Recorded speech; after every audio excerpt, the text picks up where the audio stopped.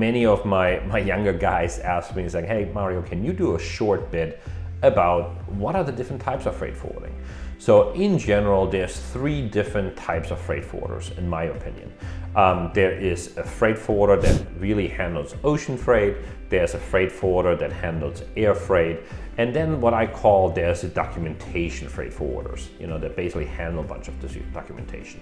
So let's talk about each of these segments very quickly. So number 1, the ocean freight forwarder, obviously normally brokers space on ships, handles trucking, importing and exporting, but really their main task is to really find an ocean carrier that can provide freight rates at a really reasonable rate that you can then upmark to our customer, which we refer to as an NVOCC, non-vessel operating common carrier. I always mess that word up. The number 2 was the air freight, very similar to the ocean freight, just very specific, right? And I have noticed that most of the ocean freight forwarders are not very good at air freight, and none of the air freight guys are very good at ocean freight. My specialty is ocean freight, so we're actually using an air freight forwarder if we are offering air freight to our clients, because they are a lot better at what they do. So the air freight forwarders are basically doing the same thing what we're doing on the ocean.